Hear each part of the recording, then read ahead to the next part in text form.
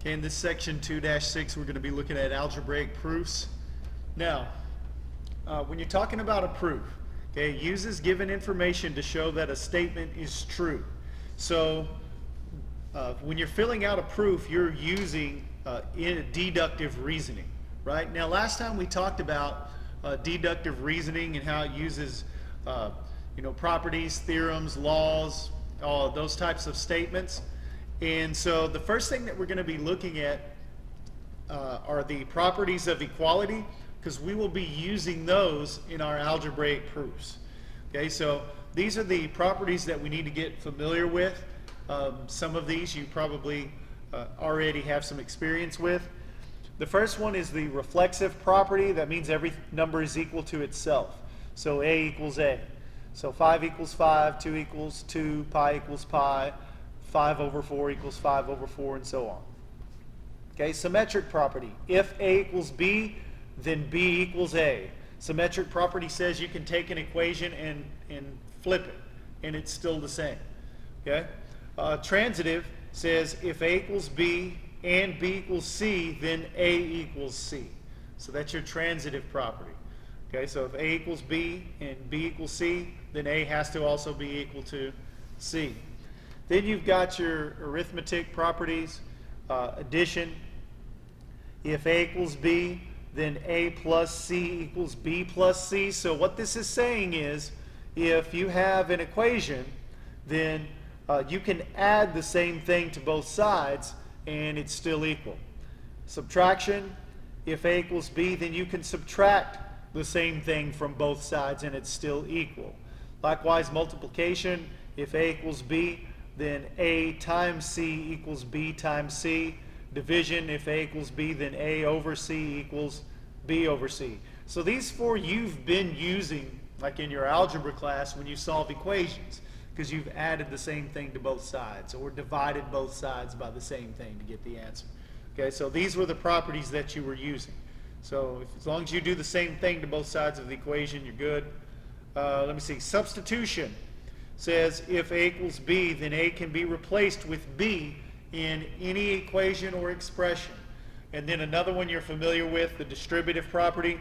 If you have A times the quantity B plus C, then that's equal to A times B plus A times C.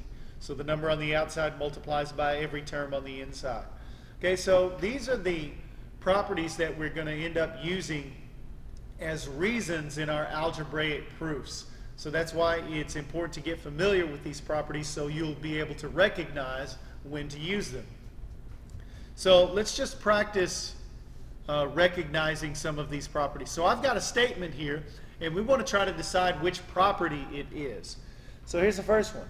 Okay? So it says if 2x plus 5 equals 15, then 15 equals 2x plus 5. Well, what happened in this statement? Well, they took the equation and they flipped it. Well, which property says that that's okay? Which property says that it's okay to take an equation and flip it? That would be the symmetric property. So this one is symmetric property.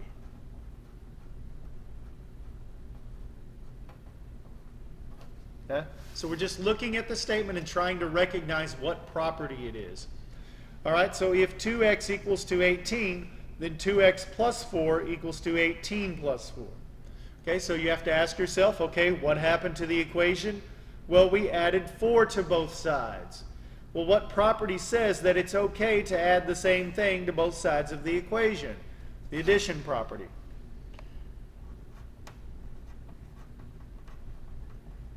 So this one is the addition property.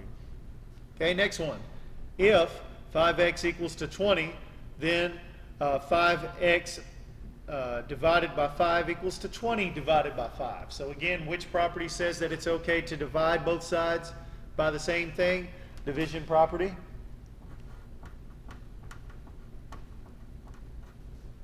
And the last one says if 5x over 5 equals 20 over 5, then x equals to 4. Now, you got to be careful on this one, because initially your thought might be to say, well, this is the division property because you're dividing. Well, the reason why you have to be careful on this is because the division property says that you're dividing something new to both sides of the equation. You're dividing something new to both sides of the equation. Okay? Here, we're not dividing something new to both sides of the equation.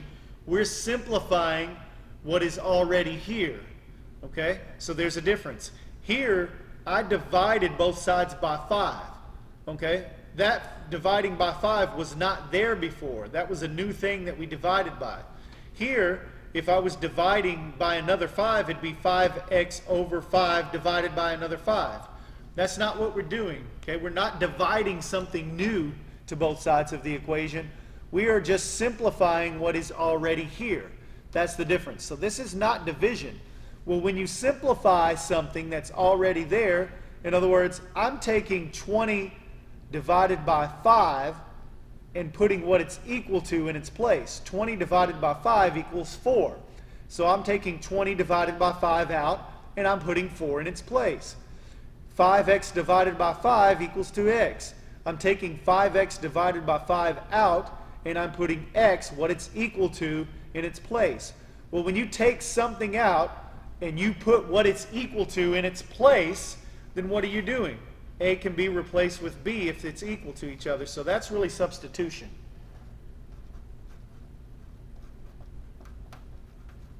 All right, substitution is what's happening here. Anytime you take something out and you put what it's equal to in its place, that's a substitution. So anytime you're simplifying what's already there and not adding or subtracting or dividing something new, that's substitution. So be careful with that. Because when you see that, you might say, oh, this is division. But it's not. It's actually substitution. Okay? So that one's kind of tricky. So how do we actually do a formal proof? Okay, so here is kind of the outline of the way the proofs will look.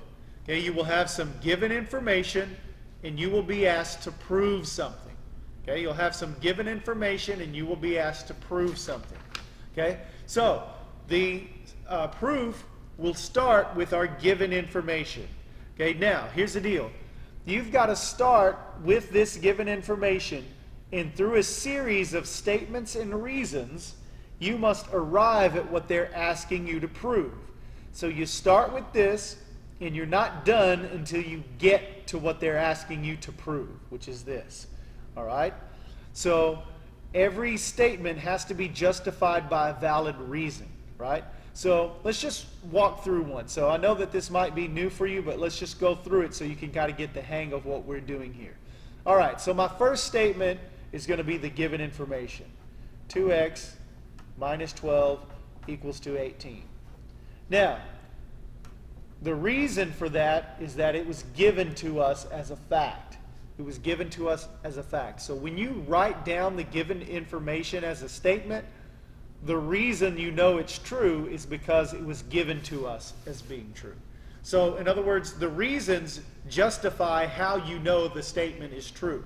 How do I know this statement is true? Because it was given to us as a fact in the problem. All right, that's how we know.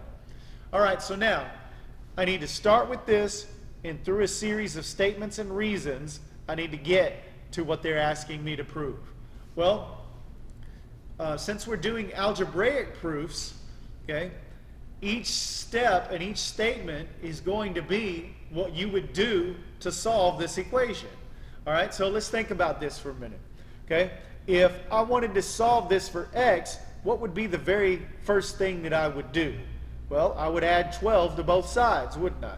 So I'm going to write that statement out. Second statement is going to be 2x minus 12 plus 12 equals to 18 plus 12. Okay, so what did I do? I added 12 to both sides. What property says that that's okay to do, that this is still a true statement? Addition property says I can add 12 to both sides. All right, so that's the addition property.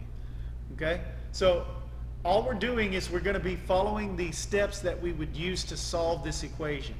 Now, when I add 12 to both sides of this thing, I can simplify it down in the next step and say, well, negative 12 plus 12 is gone, so that simplifies to 2x equals to 30. All right? Now, remember, every statement that you write, you've got to justify it with a reason why you know it's true. Okay, so let's think about this for just a minute. Okay, what did we do here? Well, we didn't add something new. We just simplified what was already there. Okay, remember what we said when you simplify what's already there? Okay, look, I'm taking 2x minus 12 plus 12 equals to 2x. I'm taking this out and putting what it's equal to in its place. 18 plus 12 equals 30. I'm taking 18 plus 12 out and I'm putting what it's equal to in its place. So anytime you do that, simplifying or take something out and put what it's equal to in its place, that's substitution. So substitution is the reason why I know this is a true statement. All right, so if I wanted to solve this thing, what would I do next? Well, I would divide both sides by 2. So 2x divided by 2 equals to 30 divided by 2. All right, remember you have to justify every statement with a valid reason. How do I know that this is okay? Well, what did I do? I divided both sides by 2. The division property says that's okay. All right, so the division property. So division property said it's okay to divide an equation by both sides by 2. All right, now I've got another simplification that I can perform. 2x divided by 2 is equal to x, and 30 divided by 2 is equal to 15. So when I take something out and simplify it and put what it's equal to in its place, that is substitution. Okay? All right, substitution is the correct answer there. And so take a look now. Once you get down to what they ask you to prove, you are finished. This proof is now complete. All right? So again, through a series of start with the given, through a series of statements, each statement justified by a reason, you try to get down to what they ask you to prove, and once you get there, you are finished with the proof. All right? And so I know, like I say, since this may be a new technique for you, and you may not have been familiar with proofs before, then we're going to try another one to make sure that this kind of solidifies the process for you. All right, so again, given, I have an equation. I'm asked to prove that x equals to 4. I'm going to start with that given information. 6x plus 2, open, x minus 1, close, equals 30. And how do I know that's true? It is given information. It's given as a fact. That's how I know it's true. All right. So again, the process is the same. I just need to ask myself, well, what would I do to solve this thing? Well, the first thing I would do is I would multiply 2 by x and by negative 1 to get 6x plus 2x minus 2 equals 30. All right, so what property did I just use? What property do you use when you multiply the outside number times everything in the parentheses? I use the distributive property. All right, so distributive property, number 3. Let's see, the next thing I can do is I can probably add these two together, 6x plus 2x, and get 8x minus 2 equals to 30. All right, so I took 6x plus 2x out and I put 8x in its place. That's substitution.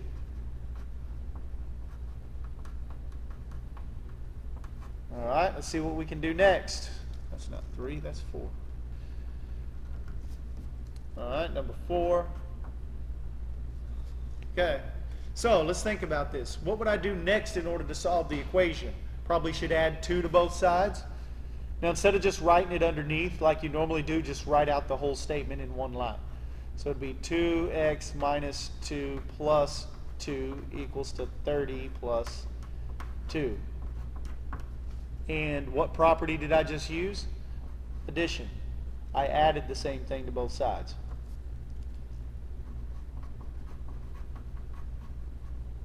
All right, number 5. What can I do now? I can go negative 2 plus 2 and make that disappear. And I can go 30 plus 2 and make 32. And so again, I'm simplifying what's already there. I'm taking 30 plus 2 out and putting 32 in its place, substitution.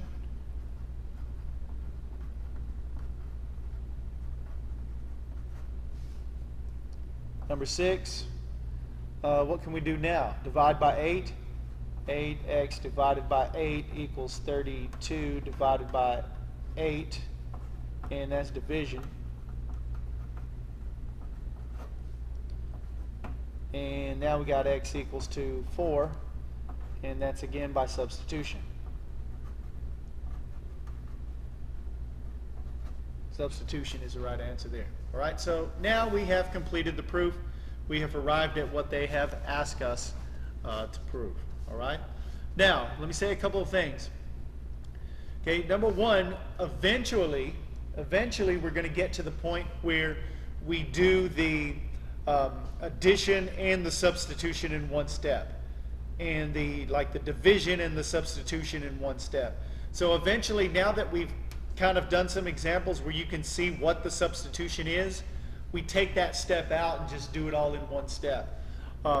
Because, like for example, here on the addition, okay, it would just go from here to here, and then like this step would be completely left out. It would just go from here to here, and then the answer would be addition. The reason would be addition. How do I get from here to here? Add 2 to both sides, and that makes 8x. 30 plus 2 makes 32. So you add and substitute in the same step, and then just call it addition. All right?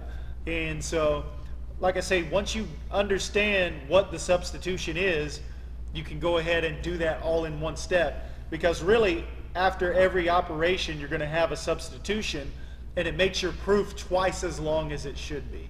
Does that make sense? So just remember, eventually you're going to do the division and the substitution in the same step and call it division. Or the addition and the substitution in the same step and call it addition. So that step would be left out. Or here, this step would be left out. You would just say, okay, what do? I divide both sides by 4. Or divide both sides by 8. And that leaves me 8. That leaves me x equals 4. And what did I do? Division. All right? Here's something else. Some of you might be saying, Coach, this looks hard. Okay? Here's the deal. Once you get to the assignment, I'm not going to ask you to do a complete proof from start to finish by yourself.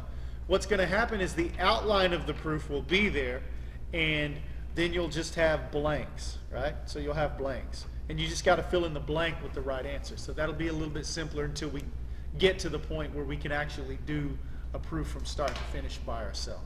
All right, that's it for this lesson.